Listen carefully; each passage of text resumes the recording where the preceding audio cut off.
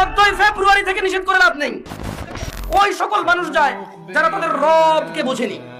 মনে রাখবেন, আমি আজকে রবের সাথে পরিচয় করে দিয়েছি এদের।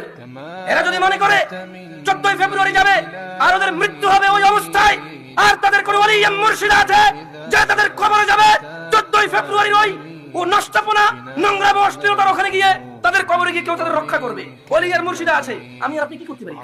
দেখা যাবে সেদিন, যেদিন বিচার হবে, মানুষ আল্লাহর সামনে আসবে এককভাবে, একা একা। সেই দিন দেখা যাবে ইয়াউমা ইয়াফিরুল মারউ মিন আখিহি, যেদিন মানুষ পলায়ন করবে তার ভাই থেকে, ওয়া উম্মিহি ওয়া আবিহি, তার মা আর তার বাপ থেকে, ওয়া সাহিবাতি ওয়া বানি, তার ছেলে এবং তার সন্তান থেকে।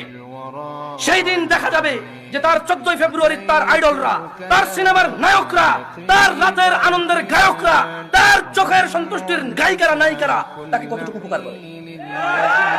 ওকে আমি 14ই ফেব্রুয়ারি থেকে নিষেধ করবো না। আরে ওর ঈমানই নেই, ও মুশরিক, ও আল্লাহর সাথে শিরক করে। 14ই ফেব্রুয়ারি কি আবার এখানে? কোন মুসলমান যে আল্লাহকে সম্মান করে সে যেতে পারে না।